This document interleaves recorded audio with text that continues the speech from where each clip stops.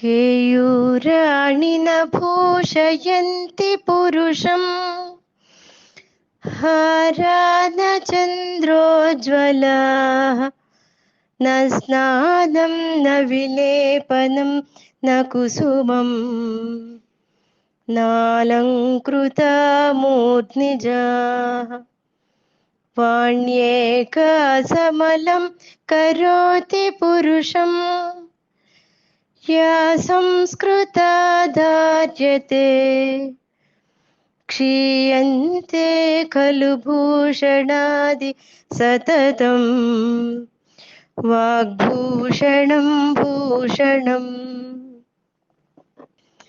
మయాధ్యక్షేణ ప్రకృతిః సూయతే సచరాచరం హేతునానేన కౌంతేయ జగద్విపరివర్తతే.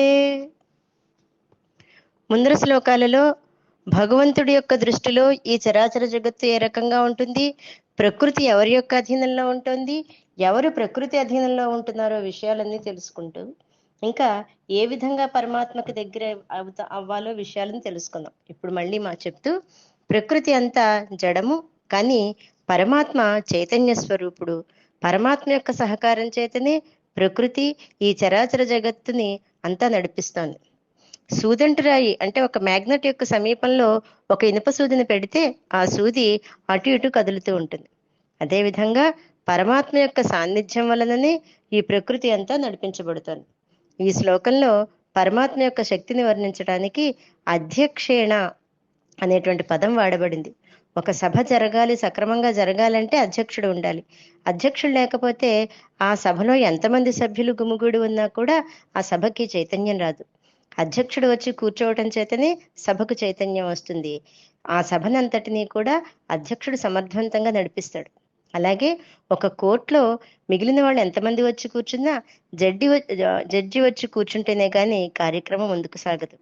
ఆ జడ్జి గారు రాగానే కోర్టు వ్యవహారం అంతా ముందుకు సాగిపోతుంది. అలాగే ప్రకృతి కూడా ఈశ్వర సన్నిధానం వలనే ఈ జగత్తును నడిపించే శక్తిని కలిగి ఉంటుంది. పరమాత్మ సాన్నిధ్యం లేకపోతే ఇంజను లేని రైలు పెట్టలాగా ప్రపంచం నిర్వీర్యమై నిశ్చేష్టమైపోతుంది. సామాన్యంగా జనుల యొక్క దృష్టి కంటికి కనిపించే ఈ స్థూల ప్రపంచం వరకే ఉంటుంది. దానినే శాశ్వతమని సత్యమని నమ్ముతూ ఉంటుంది. కానీ ఈ స్థూల ప్రపంచం అంతా జడ పదార్థము. దానిని తిప్పేది, దానికి చైతన్య శక్తిని ఇచ్చేది అతి సూక్ష్మమైన ఆత్మ. స్థూల దృష్టికి ఈ ఆత్మ కనిపించదు. అది కేవలం విజ్ఞాన నేత్రానికి మాత్రమే కనిపిస్తుంది. అదే పరమాత్మ. ఆ పరమాత్మను తెలుసుకోవడమే గొప్ప. ప్రపంచమంతా ఆ పరమాత్మయందే ఉంది. అందుచేతనే సహజకవైనటువంటి పోతన భాగవతంలో భక్త ప్రహ్లాదుడు ఇందుగలడు అందులేడని సందేహము వలదు చక్రి సర్వోపగతండు ఎందెందు వెదికి చూడ అందందేగలడు అని భక్త ప్రహ్లాదుని చేత పోతనామాచ్యులు చెప్పించారు. ఆత్మశక్తి ప్రధానమైనది. మిగిలిన శక్తులన్నీ ప్రకృతికి చెందినవై అప్రధానాలే ఉంటాయి. కనుక విజ్ఞుడు స్వల్పమైన భౌతిక శక్తులను సంపాదించుకోవటం కోసం జీవితాన్ని ధారపోయడం మానేసి, వాటిని చూసి మురిసిపోవడం వంటివి చేయడం మానేసి శాశ్వతమైన బలమైన ప్రధానమైన దైవశక్తిని సంపాదించాలి. ఇంకా చిన్న చిన్న అధ్యక్ష పదవుల కోసం అరులు చాచకుండా జగత్ అధ్యక్షుడైనటువంటి పరమాత్మ ఐక్యానికి ప్రయత్నించాలి. జై గురుదత్త.